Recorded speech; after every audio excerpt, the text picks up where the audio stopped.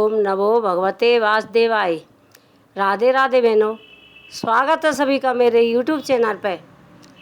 आज हम बहुत नई कहानी, बहुत अच्छी, बहुत रोचक कहानी, जेठ के महीने की एक जाट की कहानी सुनाने जा रहे हैं। जेठ का महीना था। जाट नए नए कपड़े पहन के ससुराल को अपनी पत्नी को लेने जा रहा था। रास्ते में एक गाय एक सरोवर में फंसी हुई थी। वो बोली, भाई मुझे निकाल दे, मैं इसमें फंसती जा रही हूँ, मैं पानी पीने को उतरी, मुझे निकाल दे। जाट बोला, मेरे नए नए कपड़े, मैं तो अपनी पत्नी को लेने जा रहा हूँ, मैं कैसे निकाल दूँ, मेरे कपड़े खराब हो जाएंगे। गाय बोली, गाय फंसती जा रही थी अंदर। गाय बोली, भाई निकाल दे, मैं नहीं तुझे शराप दे दूँगी। आज एकादशी का दिन है, मुझे निकाल देगा तो तेरी 7 पीढ़ी सुरक्षित जाएंगी, बहुत अच्छा आशीर्वाद दूंगी, तेरी 7 पीढ़ी सुरक्षित जाएंगी और तो धन दौलत की प्राप्ति होगी। एकादशी का दिन है, बड़ी एकादशी है, भीमसेन एकादशी है, निर्जला एकादशी है, भाई बहुत पुण्य होगा। तो बार बार गाय के आग्रह करने पे जाट ने एक भी ना सुनी, गाय फंसती चली गई। गाय माता ने श्राप दिया, तू अपने ससुराल में जाकर दूसरे दिन गधा हो जाएगा। अब जाट पछताने लगा और बहुत घबराने लगा।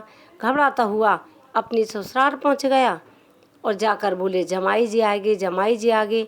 अब बार बार कहता माँ पे, मेरी पत्नी को भेज दो, मेरी पत्नी को भेज दो। घर वाले बोले, जमाई राजा आए हैं पर लेने की जिद कर रहे हैं, 1 दिन रुको, 2 दिन रुको, रुक कर जब ही जाना। अब बार बार उनके कहने से जाट रुक गया। अब जाट ने खाना खाया और पिया और अपनी पत्नी से बोला, मैं खाना भी नहीं खाऊं, पर खाना तो उसने खा लिया। देखो मुझे गाय का श्राप लगा हुआ है, मैं यहाँ रुकूंगा ज़्यादा दिन तो 24 घंटे में गधा हो जाऊंगा। गाय माता ने श्राप दिया है। पत्नी बोली, अच्छे से रहो, खूब मैं ध्यान रखूंगी, होगा जब देखा जाएगा। तो जाट ने खाना खा लिया। दूसरे दिन अपनी पत्नी को लेकर और जाट चलने लगा। चलने क्या लगा, वो तो गधा रूप में था। उसकी पत्नी उसके साथ आई। धीरे धीरे रास्ता में महल तिवारे बनने थे। उसका गांव का राजा अच्छे अच्छे महल बनवा रहा था। तो उसकी पत्नी ने मट्टी धोने का काम किया, मट्टी देती, ईंट देती, गधाए साथ में रखती, अपने सिर पे मट्टी बोझा रख लेती और बोझा पहुंचाती, गधाए अपने पास पास रखती। अब गांव वाले सभी बोलते, तेरे साथ में ये गधा है, पर गधा पे क्यों नहीं रखती। वो कुछ नहीं बोलती। एक दिन वो राजा भी आया। सामने से राजा बोला, सुनो बेटी, अब तू कहाँ बोझा ढो रही है, आपके पास में गधा है, इस गधे पे रख के क्यों नहीं ढोती। वो बोली, राजा साहब गौ माता का श्राप लगा हुआ है, गौ माता ने मेरे पति को श्राप दिया है, ये मेरे पति हैं और इस पे मैं वजन नहीं रख सकती, मैं ही बोझा ढोऊंगी।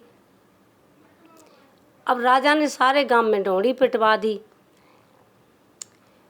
और ब्राह्मणों से पूछी, पंडितों से, साधुओं से पूछी, इसका गधे का कोई उपाय। गाय माता के श्राप से ये गधा हो गया है।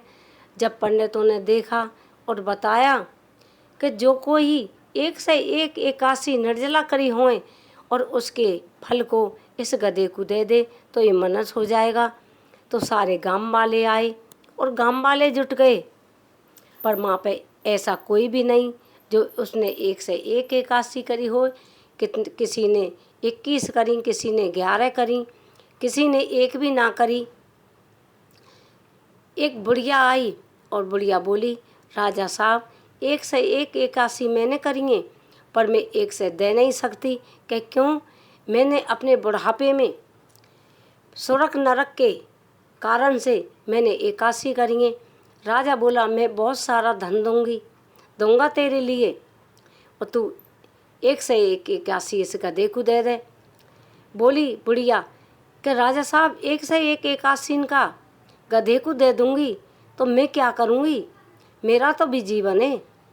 मैं 100 एकासी दे सकती हूँ, 1 एकासी है तो अपने पास रखूंगी, और धन को मैं क्या करूंगी? मुझे तो मरना ही है। मेरा जीवन धन से थोड़ी पार होगा, मुझे तो पाप पुण्य से पार होगा। मेरा पुण्य मैं सारे दे दूंगी तो मेरे पास क्या रहेगा? बुढ़िया ने 100 एकासी संकल्प बोल के गधे को दे दी और 1 एकासी अपने पास रख ली। 100 एकासी के प्रभाव से सारा शरीर गधे का मनुष्य का हो गया, पर पूंछ गधे की रही। 1 एकासी बुढ़िया के पास रह गई। कहते हैं ये मेरी स्वर्ग की दाता है, वैकुंठ की दाता है। पुण्य देना भी अच्छा है, पुण्य करते हो तो पुण्य किसी को देना भी अच्छा है। कहते हैं किसी को पुण्य दान करते हैं तो उसका दूना फल मिलता है, चौगुना फल मिलता है। और मनुष्य को सब भी करना चाहिए, दान पुण्य भी करना चाहिए। ऐसे बुढ़िया ने उसको दान किया, उसके धन के भंडार भर गए और 1 एकासी ते बुढ़िया स्वर्ग से विमान आया, उसमें बैठकर वैकुंठ को चली गई और उसे स्वर्ग की प्राप्ति भई। तो कहते हैं बहनों, एक कोई भी दान करो देख कर करो, और किसी को दान देना भी सही है और अपने पुण्य का भी फल देना भी सही है। अपने पुण्य का फल दे सकती हो, उसका चौकना जुड़कर भगवान के पास मिलता है। अब हमारी कहानी भीम एकादशी की कहानी हमने सुनाई आपके लिए। हमारी कहानी को सुनकर सभी वीडियो को लाइक करें, वीडियो को शेयर करें।